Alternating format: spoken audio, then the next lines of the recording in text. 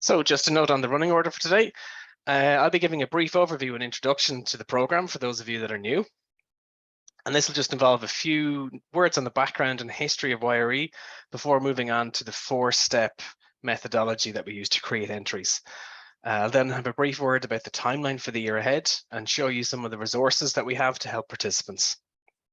I'll then finish up with a word on the competition itself and hand over to Sylvia, who will begin the workshop, which should last about 30 minutes. And then there'll be some time for Q&A before we'll wrap up and let you get back to your lunches. So, Young Reporters for the Environment, or YRE, it's a licensed program developed by the Foundation for Environmental Education based in Copenhagen.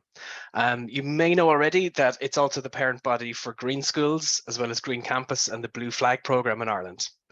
And these are all run by the Environmental Education Unit of Antashka. So the program, it's active in 42 countries, and there are over 275,000 participants from around the world. So we're all involved in something here that operates on quite a big scale. And for 2023 here in Ireland, the competition is open to all third-level institutions that participate in Green Campus, as well as all second-level Green Schools. So what exactly is YRE? So in a nutshell, YRE around the world and here in Ireland provides tools for young people to take an informed stand on environmental issues. And it does this by providing a platform to articulate these views via written articles, photography, and video. And towards the end of every year, the best contributions are awarded at a national awards ceremony, and the winning entries put forward to the international competition, where an overall winner is announced. And some of our past winners have featured on the RTE News and have been published online in the on the Irish Times website. If for the last cycle, 2021-2022, we had a couple of shortlisted entrants and even one international category winner. So the Irish competition entrants have done pretty well over the last couple of years.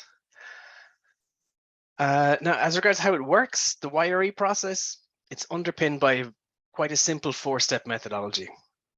So firstly, participants will identify an environmental issue in their locality. This could be on their campus grounds, their school grounds, or anywhere at home, anywhere in the country, really. Secondly, they'll research a solution, and this can be done through desktop analysis, data collection, or going out and interviewing people. And the purpose of highlighting these two initial steps is to focus on the importance of critical thinking in the process. It's very much a solution-based approach, which is something the judges are keen to see in entries. The third step brings the first two together and involves the creation of an article, a video, or a photographic work that communicates these ideas. And then the fourth and final step is dissemination or sharing. And it's another very important aspect. So participants then take their work and send it out into the world to a wider audience. And this can take the form of school bulletins, campus newspapers, social media groups and forums, local media, even as far as RTE and beyond.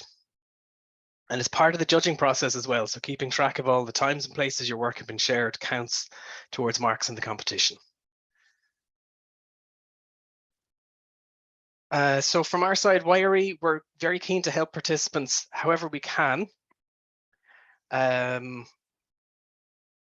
with a suite of tools and resources. So with this in mind, the following, they're available to all participants. The first one here is the handbook, and this contains advice about the competition, judging criteria, tips on articles and videos, as well as photography. And if anybody would like access to it, I'll have my contact details at the end here. I'll send it across via Drive. It's quite a large file. Website resources, the links are there. So the international website is very good for video tutorials, as well as best practices overall. There's quite a good document that links the program to the Sustainable Development Goals for those that are interested in that side of things as well. And then the Irish website has more detailed info on the national competition and guidelines as well. And of course, the webinars, series of webinars, of which there'll be 3 throughout the year. And lastly there, we also provide access via the Foundation for Environmental Education to the FEE Academy. And that is an international interactive education site that provides courses and certificates of recognition in various environmental areas. In terms of the timeline for the year ahead, so it runs from October to June. We're just getting started now.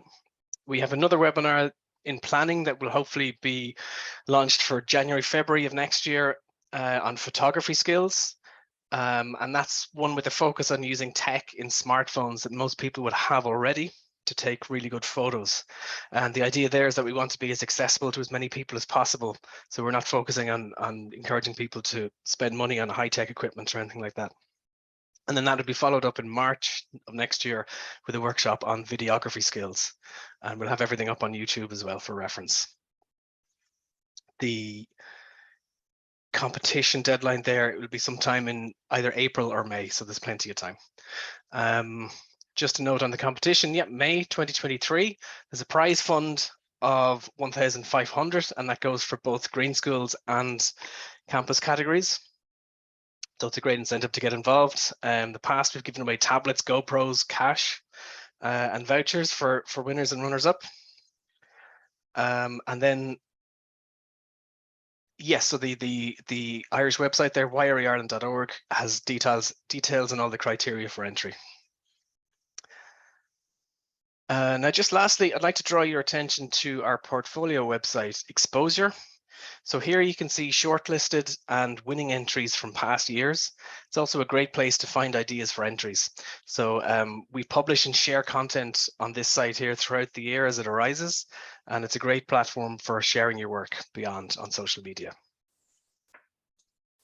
So now, thank you for your time, and without any further delay, I'm going to hand over the controls to Sylvia Thompson. Hello, everybody. It's nice to be here. It's still a bit strange that we're all online and, I can't see you all in person or see if you're watching at home or in your classroom or wherever. But anyway, we'll do our best.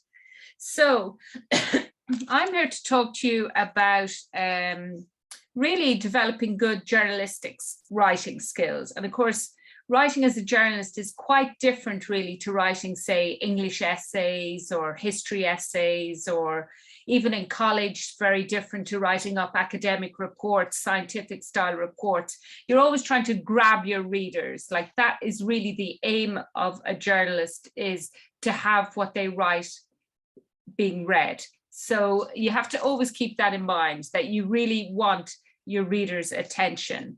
So there's about 3 attributes of a good reporter.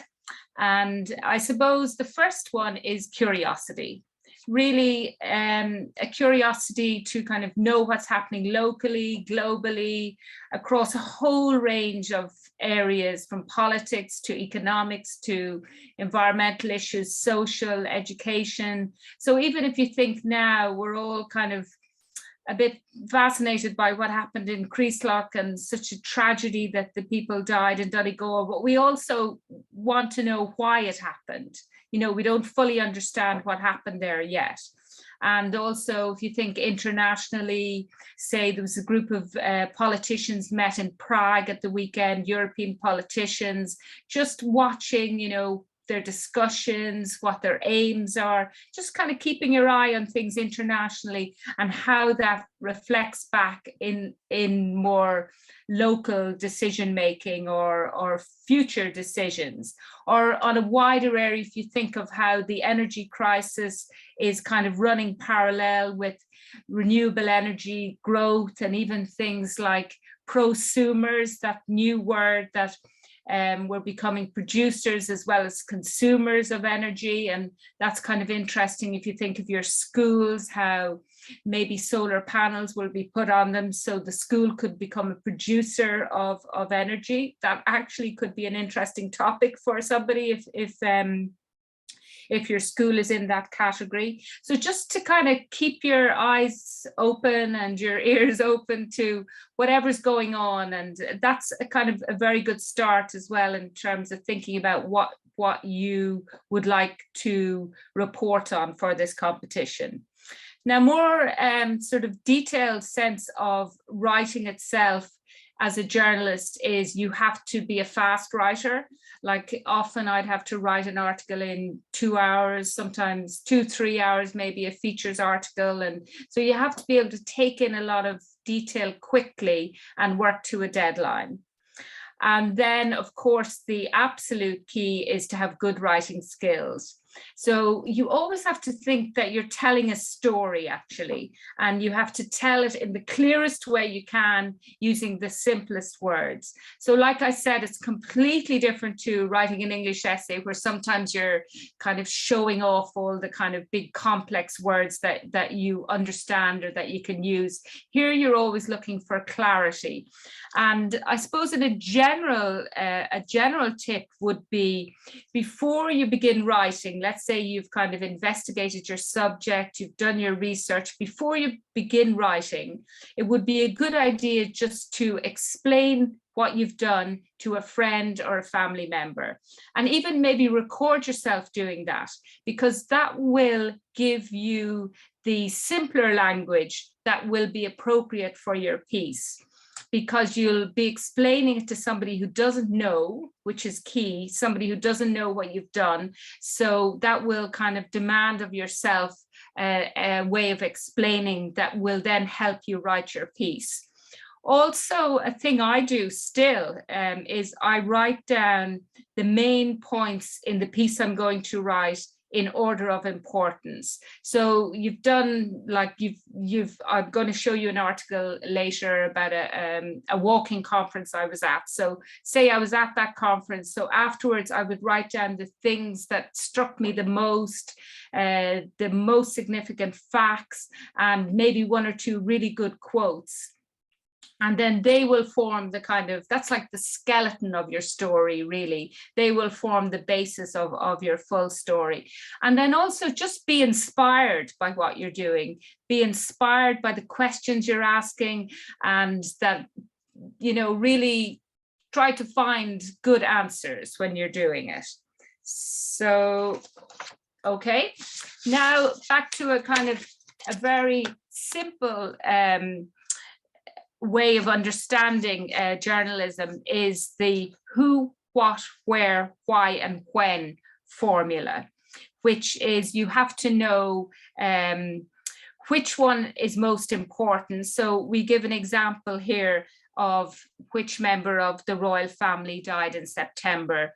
And obviously it's the Queen, and it was the who angle of that story which is most important.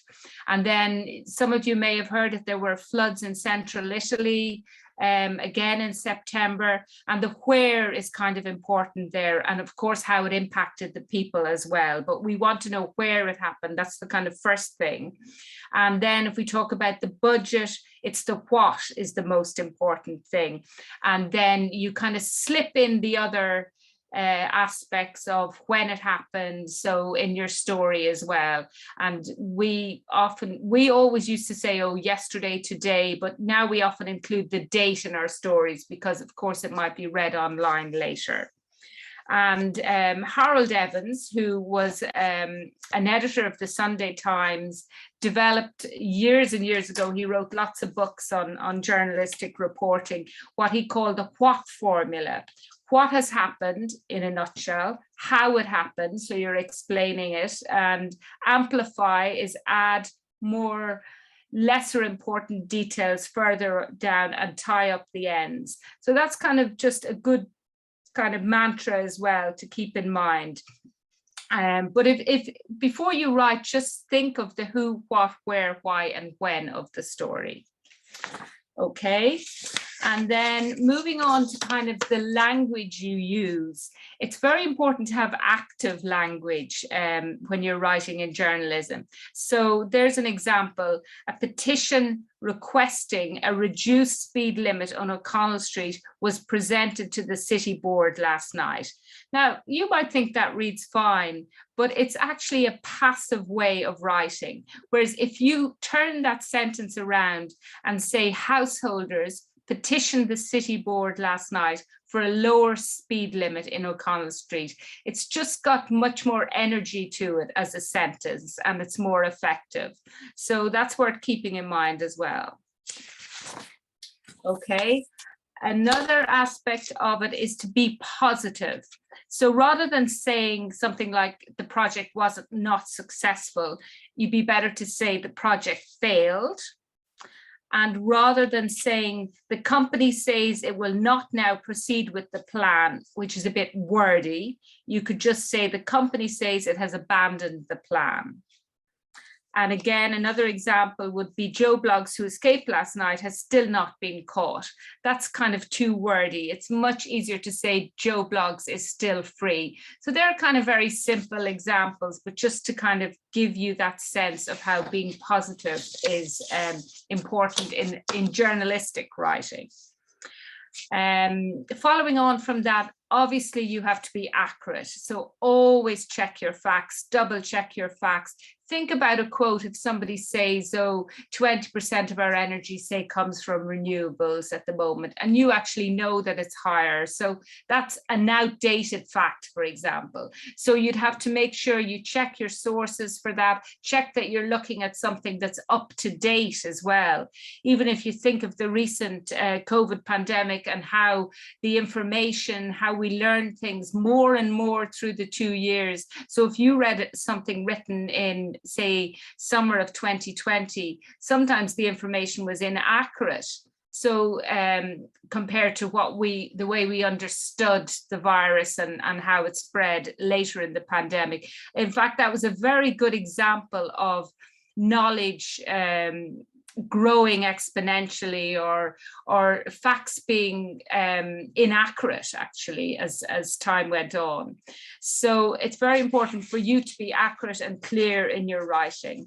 And I just have there, avoid meaningless extra words. There's a good example of that. They will conduct a survey of the litter in the town, whereas in fact, they will survey the litter in the town. So just to kind of, even if you do write and you tend to be a bit wordy, don't be afraid to go back over what you've written and cut it down and shorten it. And, you know, it's always better to have kind of simple, clear language than it is kind of sentences that have multiple phrases in them or big long paragraphs. Journalism is all about kind of short paragraphs and clear writing. Okay, the next one is a couple of sort of overall tips on writing. So you have to distinguish between fact and opinion. And that's something that sometimes people don't fully kind of realize. So you keep your own opinions out of the story, unless of course it's an opinion piece, or you state them clearly as your opinion. If, say, in your case, you're writing about some findings and you could say, oh, well, we, let's say we found that there were fewer cars in this street than we expected. And you could say that's because I think that's because the parts of the street's been pedestrianized recently or something like that. That could be your opinion, but it's a kind of informed opinion from your research. But you just have to state that clearly. But it's better actually if you use experts to speak about the issues relating to your event, the event, or your report. So you could have one of the traffic officials in your local authority saying, oh, well, we've actually discovered that there are fewer cars on this street now since we've pedestrianized part of it.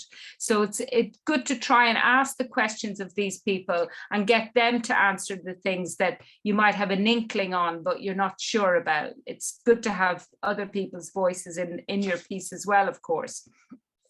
So, right thinking of your readers, what they know and what they don't know about a subject. And you can always assume that they know less than you do. And avoid jargon and specialist language. And that's kind of important maybe for the third level students who again develop a more specialized language as you go through college, that you have to try and keep that language out of a sort of a piece that's for a general audience, or you have to explain it if it's really necessary. And that goes back to that thing I was saying at the beginning about explaining what you're doing to a friend or a family member. So you have to assume that they will know less than you do about it. And again, I reiterate, yes, again, the idea of, or the importance, I should say, of using simple words and short, crisp sentences. In a news story, you lead with the most important point and you follow down through the story with other details, other essential details. In a feature article, you can sometimes lead into it with more interesting parts of the story, drawing your readers in. You don't have to kind of start with the punchline in a feature writer so much.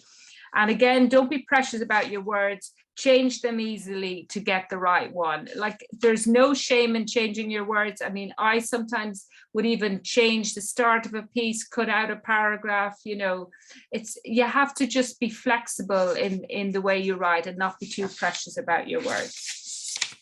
Okay, 4 ways to tell a story. I alluded to 2 of them there in the previous little box. News report, which is to keep to the facts and present them in descending order of importance. And you can't get into a lot of detail in a news report. You really are focusing more on one aspect of something that's happened. Features have the ability to embrace a subject fully. You can sometimes start with something more interesting, draw the readers into the detail without bombarding them or boring them. And that's always important too. You have to know yourself when you have to cut off and not get too detailed about something. Blogs, which again, some of you might choose to use as your way of telling your story, which is more personalized, short, sometimes funny, sometimes poignant or opinionated. And I suppose it's a bit like a diary piece without the kind of self-indulgence. And it's good to remember to kind of surprise your readers, maybe shock them a little bit, or engage them emotionally in a story if that suits what you're reporting on. And then opinion pieces, and these are kind of tricky to write, actually. I find you have to build up your argument, present your views clearly and concisely, try not to exaggerate or dismiss other views. Or you could even actually include the other view and then say why you disagree with it, which strengthens your own argument as well.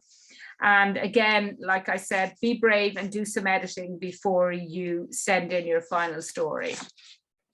Okay, so now we're actually going to look at, oh no, we're not. We're going to make, oh yes, sorry. These are some organizations that you can turn to for reference. So the Environmental Protection Agency, you could even contact the press office there, and they're very helpful and explain what you're doing and say that you're looking for statistics on, say, air pollution or figures on waste or water quality, obviously emissions as well. The Sustainable Energy Authority of Ireland, they're quite good on energy statistics, and even say electric car usage, that sort of thing. And then EirGrid, which gives you real-time energy generation. We're hearing an awful lot more about EirGrid now as people are getting concerned about maybe outages this winter. So it's become a much more prominent organization as we all begin to understand more that we're in an energy transition, really, and where our energy comes from is changing literally as we live. And then the Central Statistics Office, the environmental division there, are also very helpful if you need to fact check or you're looking for specific facts on household consumption of energy or lots of different things. They're great. And then, of course, more locally, the environmental awareness officers in your local authority should be able to help you about local issues. So now we might come to the anatomy of an article. So I'm going to actually go through this article paragraph by paragraph to kind of show you how it was created, I suppose. And this article was based on a fascinating conference called Walk 21 Ireland, which you'll see there in the 3rd paragraph. It's an international conference in which researchers from all over the world came to Dublin a few weeks ago to talk about research into walking. So I went to quite a few of the sessions over 2 days, and I had to kind of just think what was the most interesting, the most innovative, and what was the most striking way to kind of write this up as well, again for a general audience, because this was a specialist conference. So I had to kind of pull back each time and realize that my piece was for a general audience. So Eamon Ryan, the Minister for Transport, spoke at it. And he said this really quirky thing in his speech. He said, people have to be able to walk like fish swim. And it's just kind of so funny to say that it had to be, for me anyway, it had to be the first line of the piece. So if you have in your research something that's quite funny or quirky, you know, it can work very well as a kind of introduction to bring people into your piece. So he said that, and then I had to kind of give that another sentence, really. The idea, I had to kind of, people would think, oh, people have to be able to walk like fish swim. What does that mean exactly? So I had to kind of say then, in my words, the image of walkers weaving through streets unhindered by vehicular traffic like fish in water is a novel one. So it's like I'm repeating his quote, but I'm kind of bringing the reader further into the idea of pedestrians being kind of central to this article. And then Kieran Cuff, who's the Green Party MEP, he kind of succinctly summed up almost the whole conference in his quote. So his quote then became very much my next paragraph. So he said, we have to fight to put walking on the agenda and to foster a culture that people choose to walk. We have to raise road safety and personal security issues, look at it through a gender lens, improve livability, and reduce air and noise pollution. Now, you could actually write a report about some of those topics that are in his paragraph there, but I thought he very succinctly kind of encapsulated a lot of the things that we need to talk about when we're trying to improve walking or the walkability of our areas. Okay, so the next paragraph is kind of a little bit of a summary again. They were addressing the Walk 21 Ireland gathering of researchers, and there's the where, Technical University of Dublin. You see, I didn't need to say where until the third paragraph in that sentence, because people didn't need to know earlier on where it happened. And then it gives me another opportunity to talk about the wide variety of topics that were covered.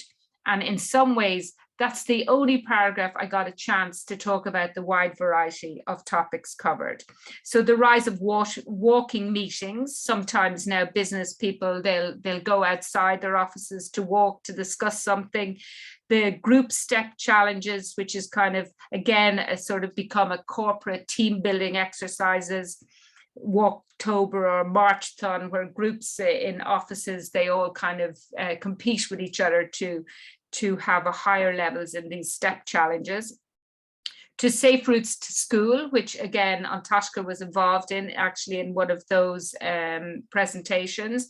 And then things like walking apps and how they could be improved with motivational quotes, information on safe walking seats for women, community groups drawing up new walking maps for their cities. And then really interesting thing, a Rotterdam doctor who actually goes on regular walks with his patients. I thought that was fantastic. Now, many GPs here will say they'd never have the time for that, but I thought it was very inspirational that a doctor would actually go walk with his patients to promote the value of walking for health.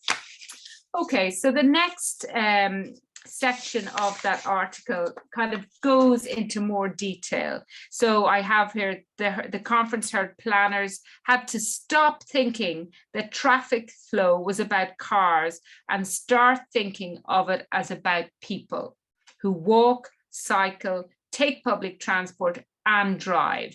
So that's a kind of, could be called a paradigm shift actually, because people talk about road engineers being the ones who design our public spaces, and they're the ones who think of cars first. But in fact, in that conference, they spoke more and more about how we actually have to think about people first and how people get around. And not everyone has a car, not everyone gets around in a car. So it's like to what's called invert the hierarchy in a way. So to put walkers first, then cyclists, then people using public transport, and then cars kind of last. So here's one of the speakers at the conference, Joe Seymour, and he's an engineer in the National Transport Authority. And he said something interesting, because we always have this perception that things are better in other countries, like say the Netherlands or Denmark, Copenhagen for cycling or something. But he actually said we could just look back a generation as to how most people here walked or cycled to education and workplaces. And I thought that was a fantastic quote to include. He said, you just have to look at how in Ireland in 1986, there were 700,000 cars, but in 2016, there were over 2 million. Most college students now drive to college and children are driven to school. Everyone is dropped to sports activities and people drive to the park to walk around it, which is kind of absurd in a way. Most of these trips could be easily done by active travel. So he again encapsulated a whole kind of issue within that quote, which I thought was excellent. And then there was a little bit in there as well about the car being king, which was actually cut out of my article because it was too long. So I had something about we had to kind of stop thinking of the car as king. So hence the next paragraph is about international efforts to dethrone the car, which, you know, was kind of cool. The idea of actually saying the car is no longer key. So, and these efforts are definitely underway. You can see in lots of cities around the world, it's kind of improving. So the removal of city centre car parking spaces, the narrowing of car lanes, more public transport only routes, longer times at traffic lights to cross the road, widening of footpaths, the removal of street clutter and traffic barriers, so pedestrians are not kind of corralled at busy traffic junctions. So these are all things that are improving our public spaces. And then this is a very interesting bit, and that was a kind of segue into this bit, the worldwide movement to reduce urban speed limits to 20 miles or 30 kilometers per hour. So there is this group, and this man, Rod King, is the founder of this campaigning group called 20's Plenty for Us, or Love 30, and he was at the conference. And that's a very interesting kind of movement to bring pedestrians and cyclists higher up in the hierarchy. So he said, if cars are going too fast, people will not feel comfortable about walking or cycling. It's a very simple thing to say, and yet it was an impactful thing to say. And then he, in the next section, he says that the World Health Organization, the European Transport Safety Council, and others all recognize that 30 kilometers an hour should be the speed limit when vehicles are mixing with people in a planned and frequent way. And then there's just another little, after his quote, then it's often very good after a quote to have some facts. So here are the facts. More than half of all large urban areas in the UK have embraced the 20's Plenty speed limit, and Wales will have all of its towns, villages and cities as the default option from September of next year. So 20 miles per hour will be the expected limit. Now, the Love 30 campaign in Ireland is pushing for these lower speed limits, and there's some success in Sligo, Kilkenny and Dublin. So if any of you live in these areas, that could be something you could look into to see the impact. You could actually survey the impact of the reduced speed limit in your local area. Okay, the next one was just, there was someone else talking about greenways. So if we just, the next two sections are examples of local initiatives, which are also very helpful. So it says Connecting Cabra, for example, is a community group in North Dublin which wants to transform parking spaces outside of shops into parklets. And it did that as an initiative to kind of show the difference it made to, and they put benches out, and they created kind of temporary play spaces for children. So these areas kind of play spaces, and people also talk about play routes to school actually as well, which is kind of interesting. And then, yeah, I won't go into that too much. He just gives an example. He just explains actually. Well, I suppose his quote again was good. He said, 10,000 cars go through Cabra Cross Junction every day, and we're campaigning for wider footpaths, cycle lanes and traffic lights that all go red at the same time so that people can walk diagonally across the road. And that's kind of a significant change, because the normal route is that, oh, you cross the road the whole way around the junction, so the cars are kind of stopping, whereas if they're at different times, whereas if they're all stopped at the same time, the pedestrian is actually king, because the pedestrian can choose what way to cross the road. And then there was another speaker from Limerick who spoke about how during COVID, they realized that people were walking more, but some of the routes weren't very clear and easy. So I just have a little bit about that. Last page then is just about how, she talked about how during COVID, we started to see how important walking was and how little regard it was given in the public space. We're now looking for more accessibility to these paths and key routes in this looped walk from other parts of the city. So that shows an example of a community-led initiative to give more space to pedestrians within Limerick City. And then the last section of the piece was actually kind of diverting slightly into the idea of safe streets. And this academic, Dr. Lake Sagaris, she's professor of planning and community development in Chile. And she said something that a lot of people found quite striking. She said, walking is the invisible transport mode. And yet we all walk. So at some stage. So she talked about how we need to stop talking about women being afraid to walk and instead focus on how social violence plays out in our streets. So this was another great quote from her. We need to think more about how walking can help us overcome these types of violence. Don't blame the victim by saying, why are you walking or crossing there? It's not about teaching people to adapt to a dysfunctional system. It's about changing the system. And then this is how I ended the piece, with a striking sense from her as well about cars. She said the best way to make streets safer is to have more people on those streets. So car-based cities are a magnet for delinquency because people steal from cars, they use cars to attack from and escape from street violence. The fewer cars there are, the safer an urban space is. The biggest factor in making streets safe is to have women and children and older people in these public spaces. Now, in some ways, I could have actually had that as the opening of my piece, because the headline writer actually chose it as the most interesting piece. We need to think more about how walking can help us overcome violence. Whereas I kind of thought it wasn't representative of the whole conference. So I kind of ended with it as something just to think about into the future. But if that had been a shorter piece, it could actually have been flipped right over to the start of the article.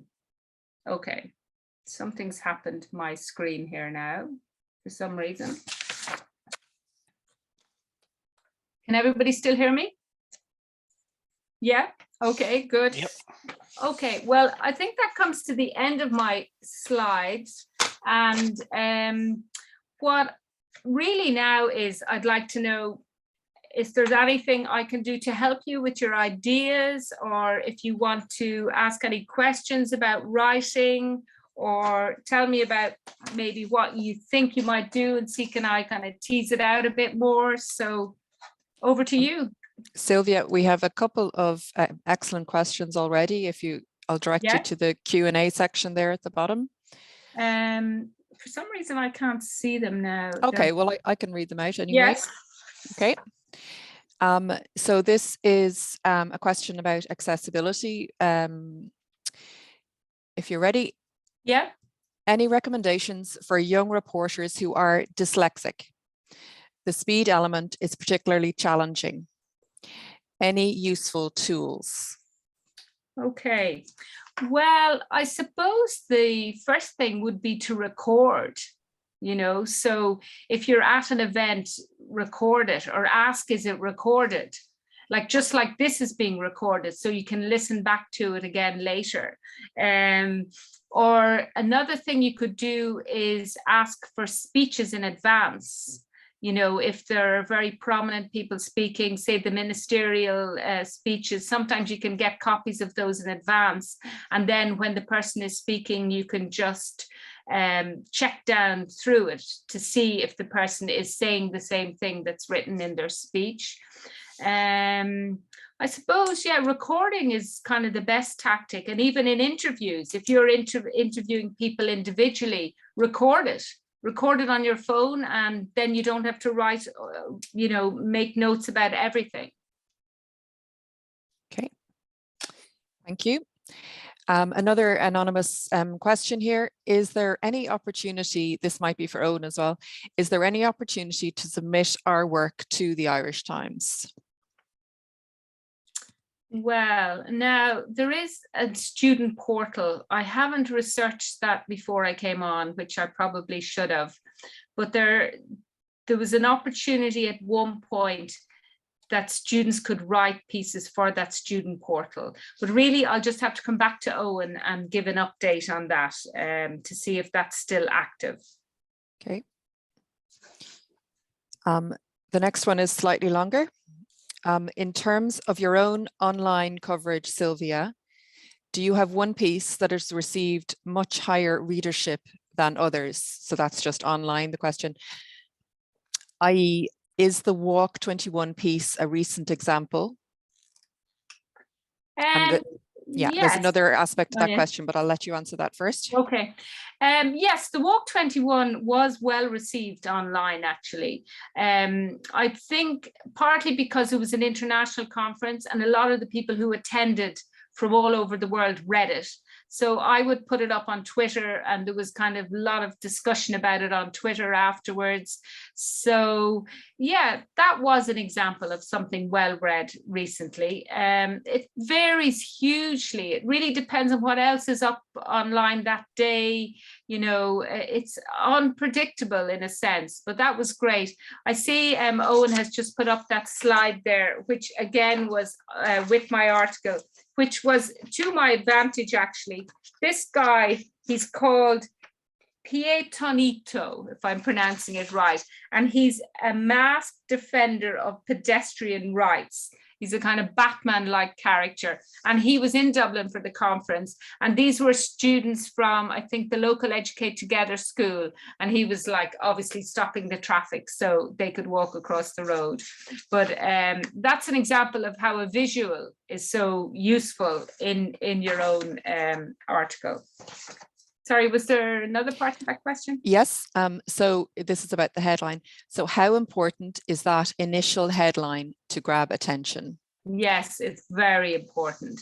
And sometimes the editors will change the headline, the online headlines throughout the day, or so the headline in the newspaper is a bit more sober often than the headline online. The online headlines are really always trying to just grab your attention.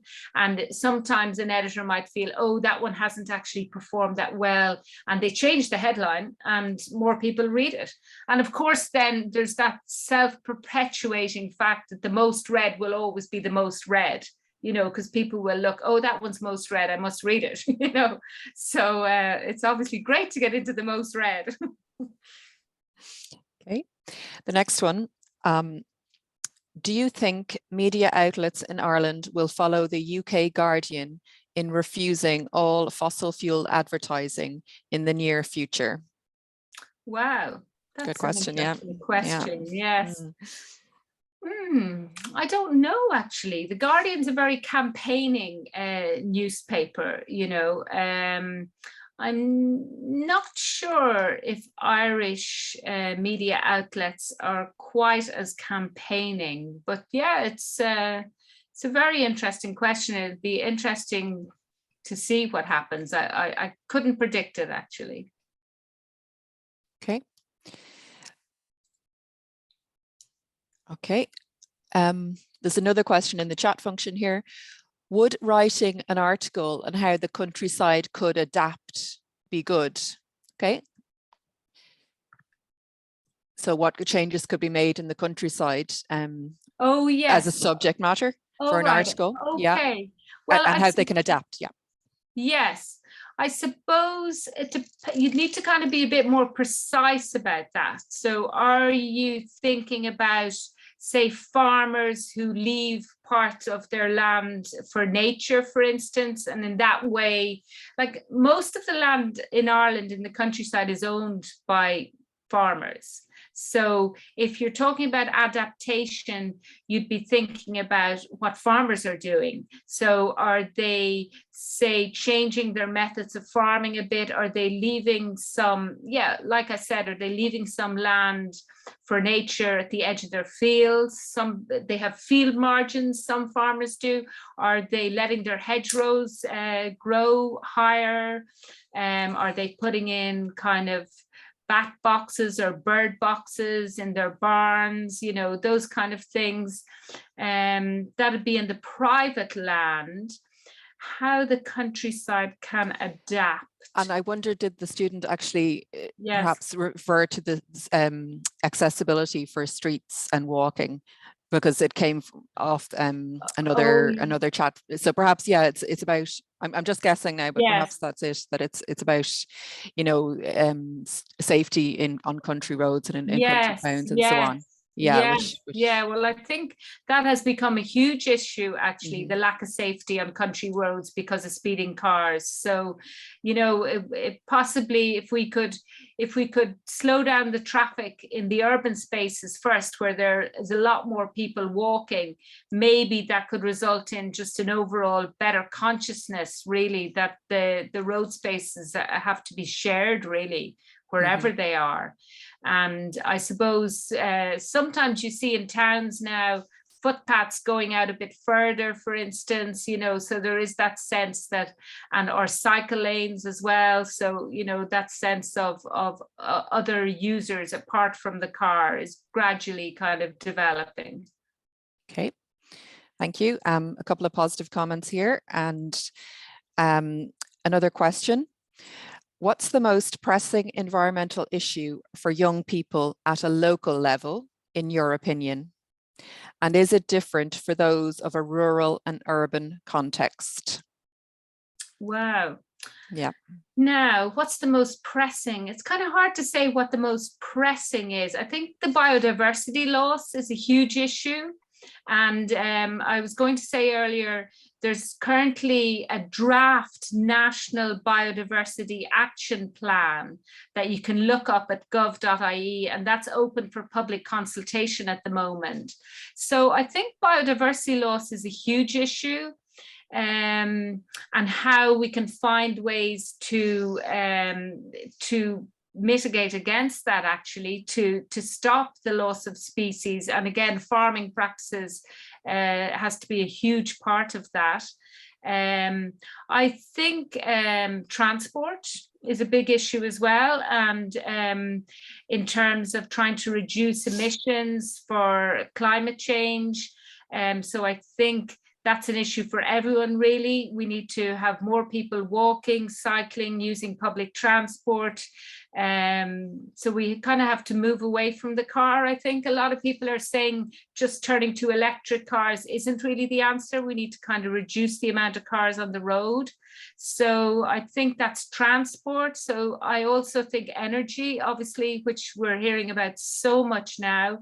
So we need to have kind of more energy efficiency if we can. We need to kind of use energy less if we can. And again, of course, the whole development of renewable energy. So it's kind of changing the whole energy environment. Systems are completely in the middle of change at the moment. So that's something that'll impact on all of us. So, and yeah, I suppose, yeah, energy, biodiversity, transport, And of course, they all impact on how we live, really. And food sustainability is another issue, you know, where our food comes from, and food waste is a big issue. You know, there's far too much food wasted. Like they say, we waste about 1/3 of the food that we produce, like right across the world. So that's really shocking, actually. So yeah, so there's a lot of wake-up calls, and there's kind of growing awareness in all of these areas. So I don't think there's one that's kind of bigger than another. It just depends on how you feel about it, and whether you feel you could be impassioned about it, and investigate it and research it and write it up, really. You have to be driven by your own passion for the subject. Okay. We have a reference to the fact that it is Climate Action Week, which Eoin mentioned earlier, and we have a pledge competition, which is there's a link within the chat function there. If anyone would like to make a pledge before Friday, you can follow that link. Okay. Would anybody else like to submit a question at this point?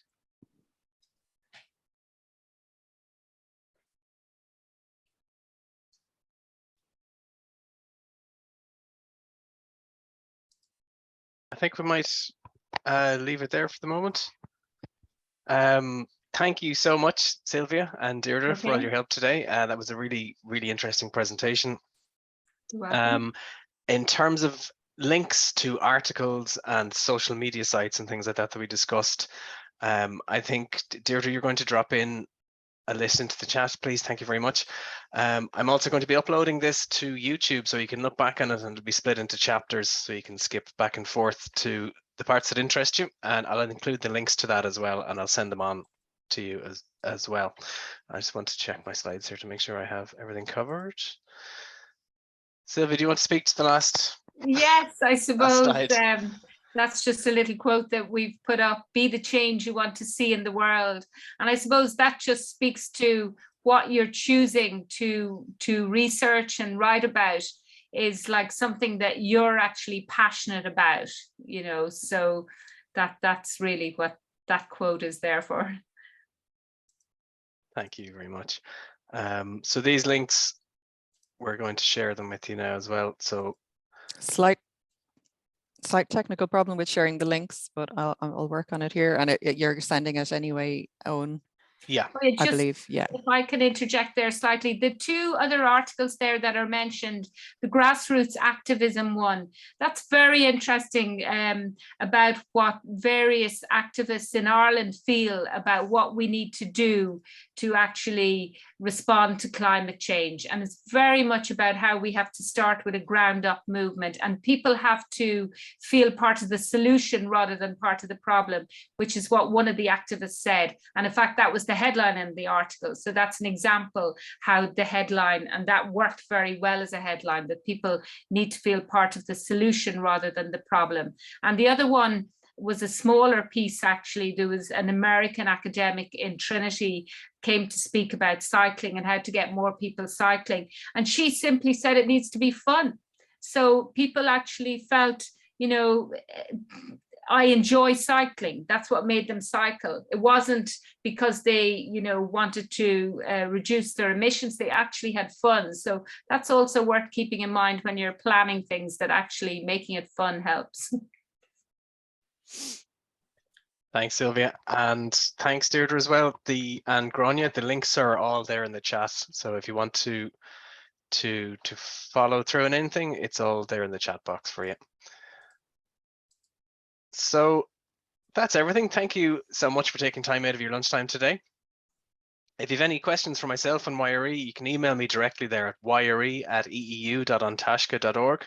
I'll get back to you on any questions you might have, and then our social media profiles are all here. So please follow and sign up as well.